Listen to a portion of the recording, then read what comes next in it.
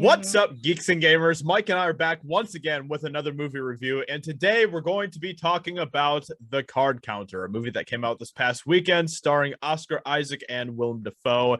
And Mike, I just want to let's just go ahead and just talk about this movie, get it out of the way, because I think we both have some pretty critical thoughts about this movie overall. So, Mike, what are your initial thoughts about The Card Counter? Yeah, so I went into this knowing it was probably going to be a bit of a slow burn. Paul Schrader directed it. Same guy that directed The Last Temptation of Jesus Christ, Raging Bull, Taxi Driver. He does a lot of thought pieces. So I was like, okay, cool. Oscar Isaac is a phenomenal actor, and I think he elevates just about any movie he's in. Willem Dafoe is a legend. And then I didn't know that Tyler Sheridan, I believe his name is, was in this, or that Tiffany Haddish was in this either. So I was kind of surprised to see them. But man, oh man, was this movie slow. And I don't mind slow movies. I can handle a slow burn movie that really is like trying to deal with psychological themes or just character building, character development. Yeah. Boy, oh boy, is this movie slow, and it plods along and it plods along. And then when you think it's going to go somewhere, it goes, well, we're going to do this conclusion at a very slow pace. And then I'm not even kidding you. This movie ends with, I'm not going to tell you who the other finger is, but it ends with Oscar Isaac's finger and another character's finger touching through a window like this. And the shot lasts for almost 30 seconds. I'm not even kidding you. It's pretty crazy. It's pretty crazy. And it's 30 seconds before the credits roll, and then the credits start rolling with their fingers still touching. Yep. But it's 30 seconds of fingers touching and music playing with nothing else happening. You start to just feel uncomfortable after a while. Because you're like, is something else going to happen? Am I? Yeah. So I don't know. The concept of this movie was interesting. Oscar Isaac being a card counter who plays poker, but he's all for like small bets. He's just trying to get through life. Mm-hmm. And you find out a lot more about his backstory, that he was a soldier, that he worked in like Guantanamo Bay. He had some, he did some questionable things in his past. And then he meets this kid who's like kind of connected to his past. All interesting things. Yeah. Tiffany Haddish is like a bookie who works for like a bunch of rich people that want like to stake card counters and players for like high stakes poker games so they can make money on gambling and stuff. And she's trying to recruit Oscar Isaac. All interesting concepts, but it just felt like it really went nowhere. And the movie kind of ends with Oscar Isaac in a place that he was in the beginning of the movie, but no better for it. So yeah. I mean, basically this entire movie, it really does feel like you're just kind of plodding along, but you aren't really going anywhere. Like there's no destination in mind.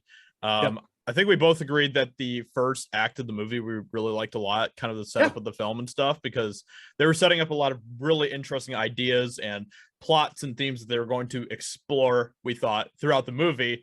And they don't really end up executing any of them or exploring them or fleshing them out or anything. Like there's a lot of plots and ideas in this movie that are very, very underdeveloped and never really go anywhere. The development of this movie, as far as the plots go, were pretty awful in a lot of ways. And I think that a lot of the characters really had, honestly, not that great of development either.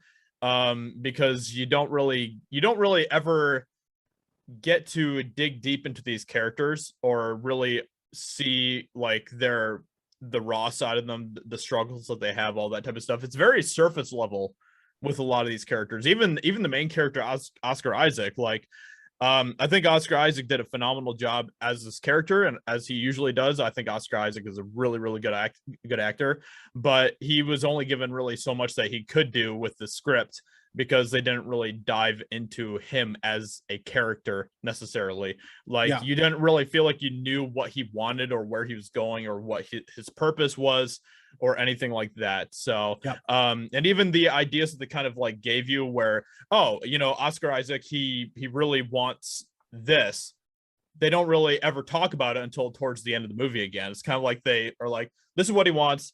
And then there's like a huge space where you're like, okay, is it really what he wants? Like, is this really what he's trying to go after? And then at the end of the movie, it's like, oh, by the way, you remember that thing that we said that he wanted?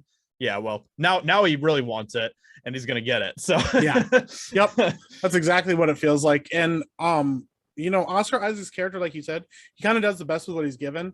This movie requires that everybody else around his character be on their A game. Yeah.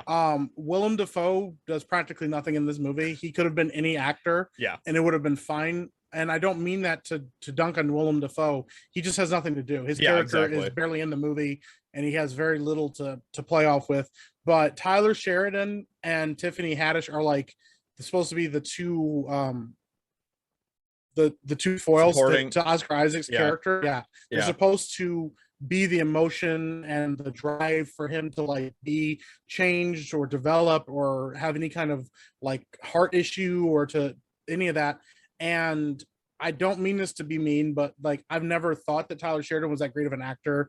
In Ready Player One, even as Cyclops and the X-Men, the newer X-Men films and stuff, I've never thought he was that strong of an actor, and he doesn't do a good job with this character. I thought it was a miscast, and I like Tiffany Haddish, and I like her in the right roles. I think she's actually awesome. I love her story. I love that she's somebody that has been working her ass off to get where she's at, and that she works hard, and she's trying. She tries in this movie, but Oscar Isaac's character is not the dude.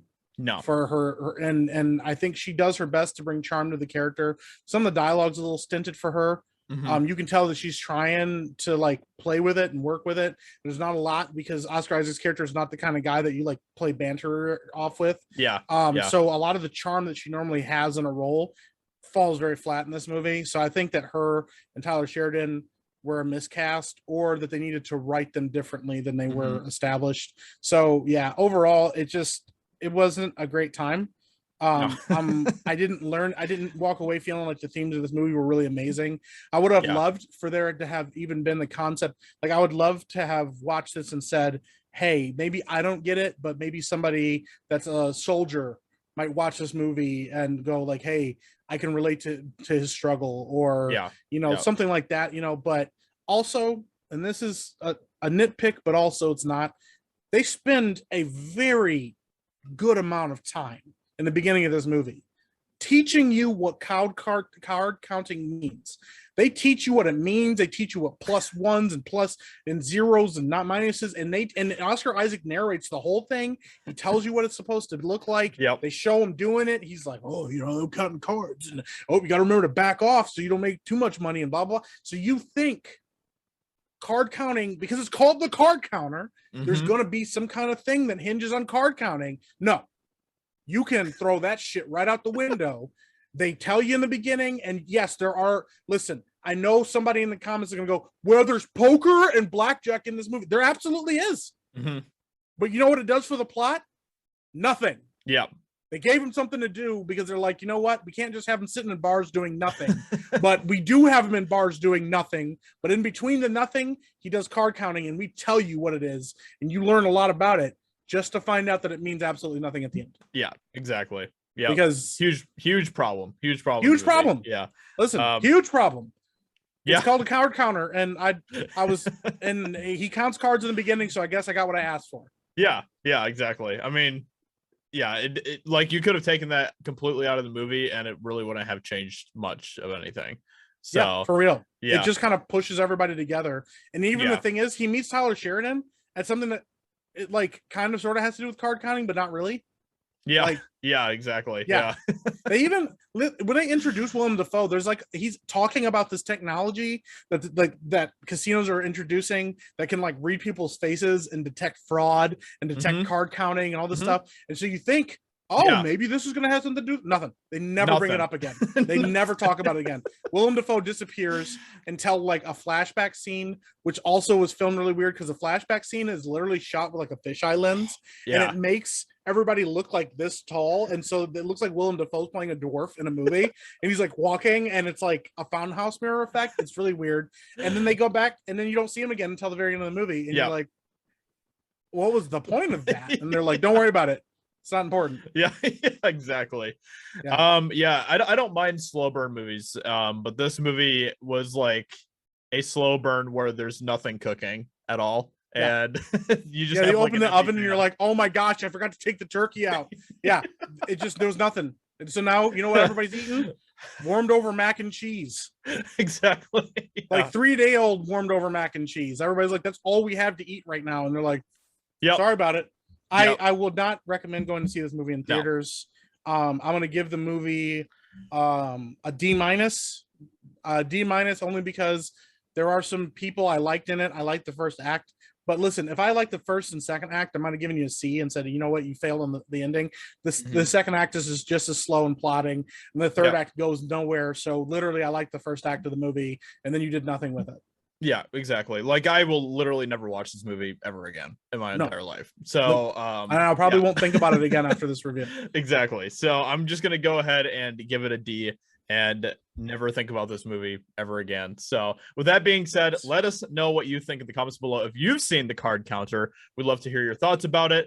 And make sure that you go and check out the Epic Man podcast, where you can listen to more of Mike and I having crazy discussions about aliens and monsters of the deep and conspiracy theories and all sorts of crazy time stuff. travel, mummies, and and screaming AI at Ben for hours, taking over the world and everything else. So if you want to go check out that podcast, make sure that you go check it out. We're on all of the podcast platforms, audio platforms, and we're also on YouTube as well. So, and make sure that you also go and sign up at Geeks Gamers and check out the website, because there's a lot of really good stuff happening over there, and we will catch you all in the next review very soon.